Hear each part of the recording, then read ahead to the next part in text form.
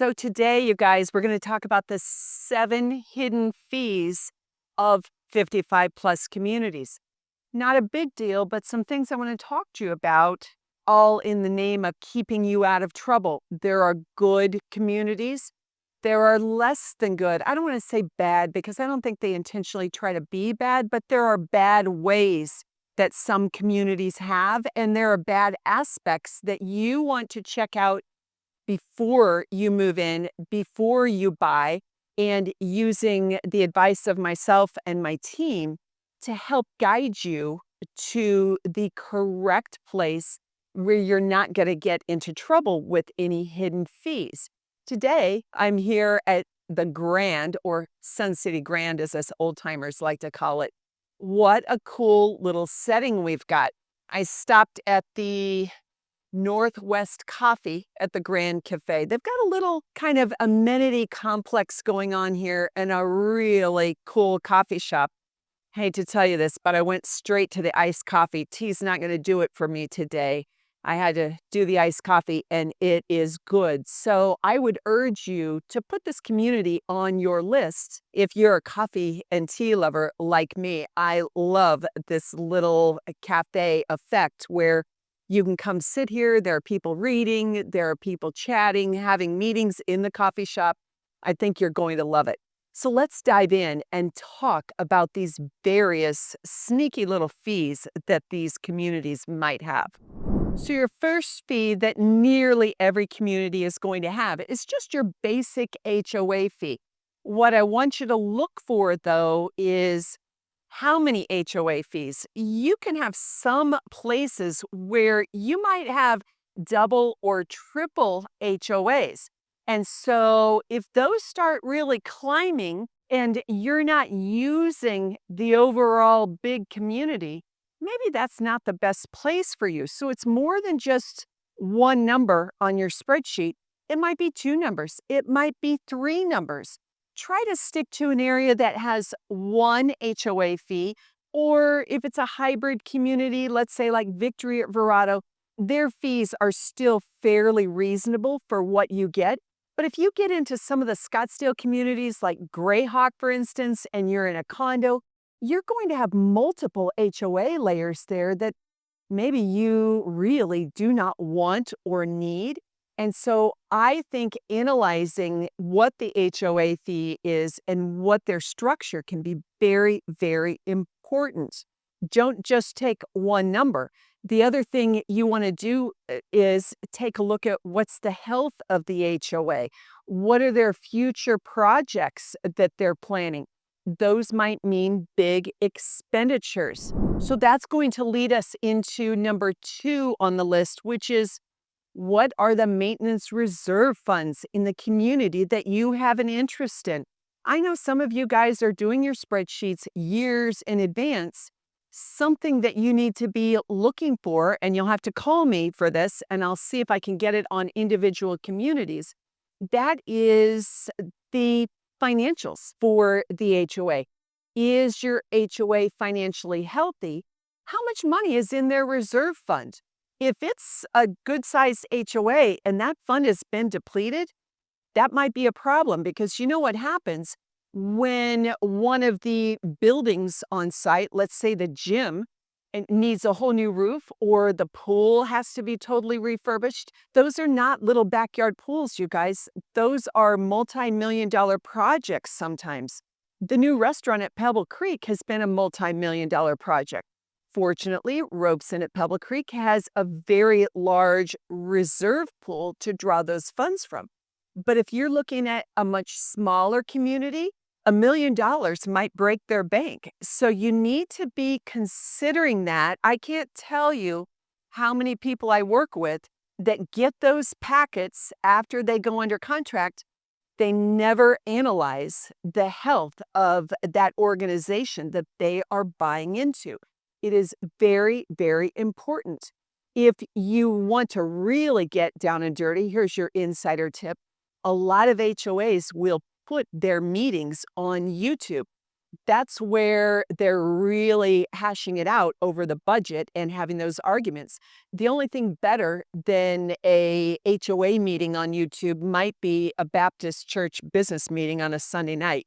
I've got some stories about that where it can go south real fast in the name of money. So in this case, you could find your favorite HOA, poke around on YouTube, see if they post their meetings. You can find out all of the upcoming things, all of the things that people are excited for, things they're arguing about, see what their financial situation is. Then call me. I'll see if I can get you copies of those budgets so that you know before you even make your offer and pay for inspections and all of that stuff, we can know if it's wise or healthy and help you sleep a little bit better at night. Okay, number 3, gotta take a drink. This is like a drinking game. Every time I put some fingers up, take a drink of coffee. I want you to be thinking about, and this is a sneaky one, utility costs beyond the basics. We recently had this exact situation. You see a house in the MLS, looks like your dream home. Yay, it's got solar power. A lot of people want solar. And we started to dive in, analyzing what the monthly bills were, what the cost of the solar was, because it was on a lease. You guys, a lot of those systems are not owned, they're leased. That lease was an escalating lease, so every year the payments got higher. We determined through analyzing, and our thankfully very analytical client, I hope he's watching this, that that system was trash. It was of zero benefit. In fact, it was a detriment to him if he moved forward. Then, to add insult to injury, the seller didn't even know the system wasn't working. Their monthly power bill to APS was about $450 a month. I don't know how you get a bill of $450 per month, but my team member that was working with this particular client uncovered that and said, hey, wait a minute. We called the seller. They've got a repair guy coming out to fix the inverter. But why would anybody want to buy that? Now, I would venture to say that a lot of buyers, a lot of agents might just say, oh, solar lease, copy of the lease. You need to get copies of the bills to prove the system is working, figure out what your lease costs plus your APS bill, if there is one, is going to be. Is that utility system a benefit to you? Just because it says solar, guys, doesn't mean it's always going to be good. In the case of this system, it was outright bad. So, end of the story is we were able to negotiate money off the price of the home to cover the bulk of that cost of the solar to make it a value for the buyer. If the buyer is going to pay more, why would they do that? Nobody in their right mind would or should do that.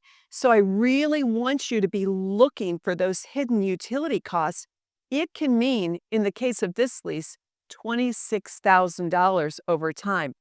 That is a ripoff, and I don't want you to get caught in that. Okay, number 4, I did put down my coffee because my hands are getting cold. It's starting to get chilly here in Arizona. We had a little cold spell yesterday. But number 4, I want you to think about the amenity access fees. For instance, if you are a super golfer, you're going to want to compare. Let's say there are 2 or 3 communities that you really think you might like, and you want to golf every day. Compare those golf fees.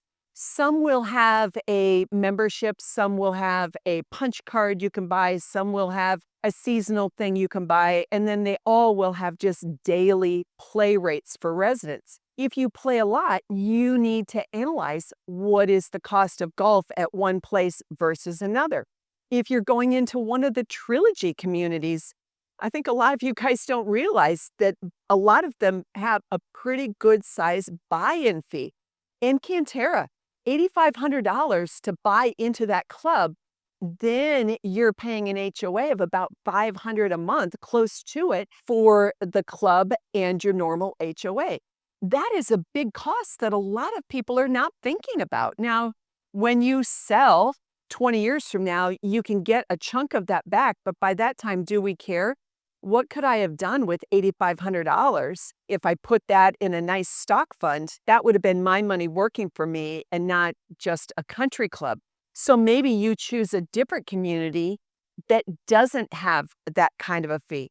Now, I will tell you, almost every community will have some sort of what we call capital improvement fee. What is that? Well, that is a fee that you pay one time when you move in. If you're building a new home, you're not going to be paying that fee. It's paid by the builder. But if you buy a resale, that fee is charged to the buyer. Generally, it's around 1 year worth of HOA dues. That fee, in many ways, in my mind, is kind of a good fee because that keeps money in that reserve fund that we talked about earlier so that when they need big expenditures, the money is there and they don't have to come back to you as the homeowners and say, we're raising dues again, we're raising dues again. When people are on a fixed income, we kind of want to know within reason what our monthly expense is going to be. So having that capital improvement fee paid by the new arriving people helps the rest of us who are already there. So be thinking about those fees on your spreadsheets and comparing one community to another. So that might be helpful to you as you're planning for your eventual move to a 55 plus community. Now, this next fee I probably should have put as number one because I hate it so much and it makes me angry that a lot of people get sucked into this. That is a land lease fee. Those of you who have been looking at manufactured and modular home parks, these beautiful 55 plus active adult parks, we have quite a few of them here in Arizona, especially out in the East Valley, where they have this very nice pool, nice amenity center, and brand new homes for $300,000. Yippee! But guess what? You're paying right now sometimes almost $900 a month for the land lease. What does that mean? You don't own the land. That is money thrown to the wind. You're renting from a big corporation. Please, please do not be fooled by that rip-off fee. What is your plan when this corporation gets bought out by another private equity fund? What does private equity do? They're like business flippers. They come in, make it more profitable, and then turn it over to the next owner.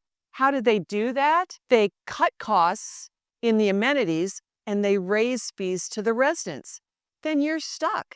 Who's the buyer for your 5-year-old little manufactured home when your monthly land lease fee is $1,400, $1,500? A lot of people on a fixed income can't afford to do that. They're not going to choose to purchase your home. So I want you to be thinking about that when you think, oh, that's my solution. I can get a brand new home and they've got these beautiful amenities and it's so nice. Don't do it. Please, please don't do it. In fact, I and my team will not sell those properties. I just made a rule. I am not going to do that. I have to be able to sleep at night, you guys. I don't want to get those calls 5 years from now when the private equity guys have taken over and those land lease fees have gone sky high. I can't help you. So that is my number one pet peeve of all of these fees, I think, and something that a lot of people just kind of get taken in by, and I think it's very important to investigate. Okay, our next thing is event and social club fees. I want you to build a little bit of that into your budget. Everything isn't free in these communities. You're going to want to do things. Maybe you want to take the bus tour to the Rose Parade this year. I think I want to take that trip, so maybe we can go together. But budget a little money every month for some fun stuff. There will be a few little day trips. There will be shows, tribute band concerts. You guys know if you've watched many of my videos, I love those goofy concerts. Maybe you want to go to bingo night. Bingo at Pebble Creek, you're only going to need 12 $1 bills, and it's 2 hours of good fun for 12 bucks. I think it's worth it. And if you're lucky like my sister, you win bingo and then you made money on the deal. I've never won, but it sure is fun for me to do. So worth the $12 for that. But budget a little bit for those kind of fees just as an entertainment cost. We've talked about this before. It is much cheaper than going downtown off a site to do something. I mean, gosh, these days, just to have one drink somewhere, it's $14 to $18 for a cocktail. So you will find a break on those things in your community.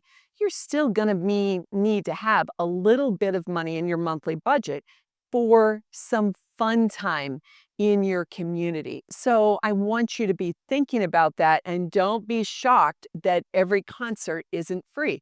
There will be free concerts, but then there are other concerts you're going to need to pay for a ticket. 7, I got coffee in my hands, so I can't do two hands.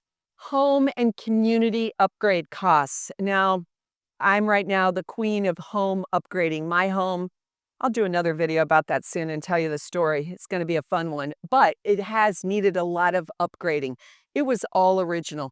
This last month, I've been redoing my casita. I've got some landscaping updates, some bathroom upgrades. If you buy an older home, which I did, and there's a reason, but it was a good deal, so it made sense financially, I've had to spend some money on that stuff.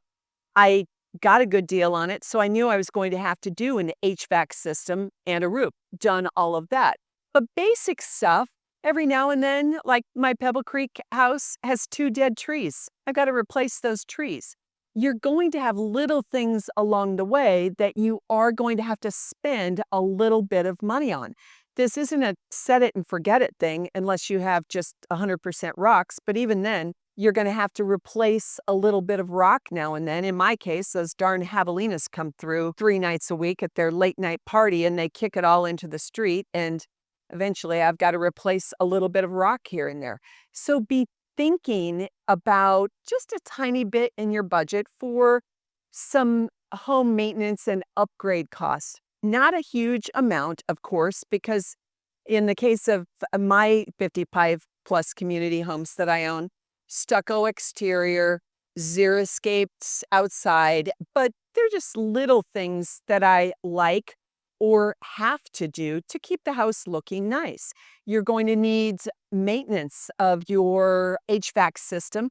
You probably want to have a tune-up at least once a year, so plan on that fee. Then your community also is going to have fees. Just like we talked about earlier, some of that is going to be in their budget, in the reserves. Every now and then, though, you might get hit with an assessment. For instance, Trilogy at Vistancia. They recently had an assessment for their golf course. They were turning the golf course back over to the community, and it wasn't making enough money to support itself, so the residents had to pay a small fee to help sustain the golf course and sustain the value of their community. It's not the end of the world, but you want to not panic and have a little bit of buffer in your budget, in your bank account to cover that item. Very, very important. I don't want you to think that you can just move in and never pay a dime. There are certain things that you're going to want to include. So having an understanding of some of these hidden costs will help you in your retirement planning for real estate. You're going to need some of this money. And again, I know you guys are spreadsheeters. This will help you be thinking about some key points that might impact where you live and when you make a move to a 55 plus community. So if you'd like to know more about individual costs, fees, or situations, or just what's the coolest place to live, be sure to reach out to me at the number below on the screen. I'd love to set a time to talk to you on a scheduled call or Zoom and really dive in to what is most important to you. I'm excited to talk to you soon.